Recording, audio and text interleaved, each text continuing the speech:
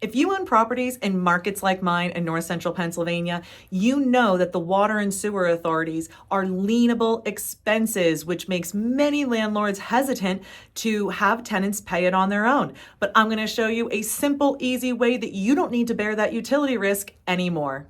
Thanks for coming to me for advice. I'm Jennifer Rowlands, real estate investment educator, advocate, and broker at One Focus Property Management.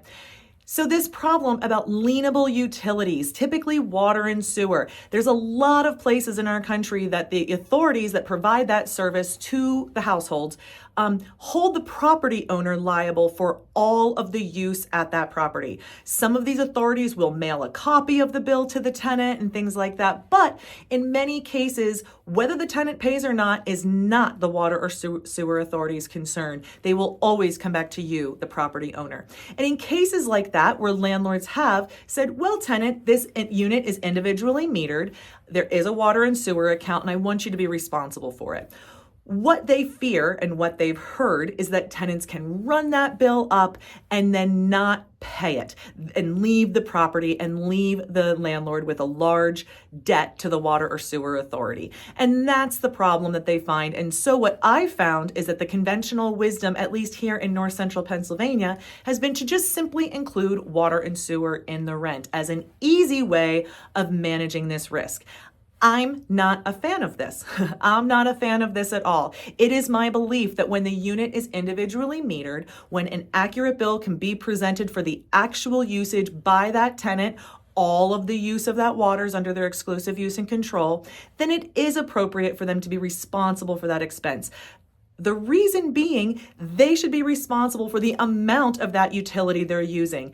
It's not under your control how much water they use in that property or if they don't report leaks or things like this. So we want to put some responsibility on the tenant to alert us to maintenance needs and to be properly conserving of the utility.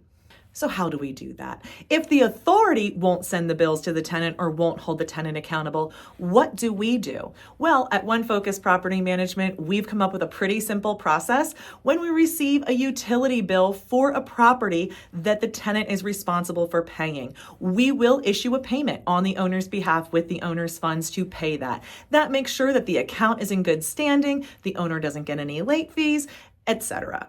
Then we'll turn around and invoice the tenant. Hey tenant, your bill has arrived. It's been paid on your behalf. Please reimburse us within 2 weeks. And so we might have sent a $50 check for a $50 invoice. We'll present an invoice for exactly $50. There's no markups or admin fees. And that tenant is expected to then reimburse the owner via us for that expense. So there's an administrative task here that a lot of people don't like, but managing that is so much better than incurring the risk of that utility and the expense being unforeseen.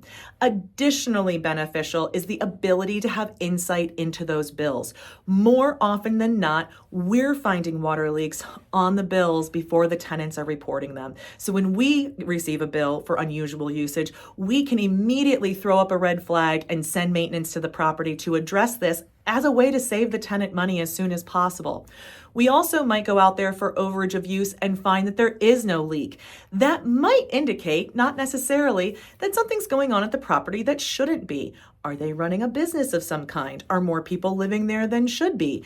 All of those things could be happening. I'll tell you one amusing anecdote that I've seen to be really common is that when a family has a new baby, their water bill will go through the roof. New babies just take so much water. We don't think about it, but a lot of people are visiting. You're cleaning more than ever, and you're doing a lot of laundry. And so that's why new babies make you have to have so sometimes we'll get those high bills and make a visit to a home and find a new baby and realize, oh, we don't have a leak. We just have a new addition to the family.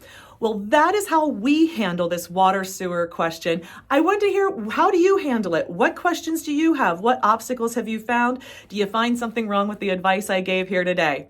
Thanks for making it to the end of the video. Follow for more.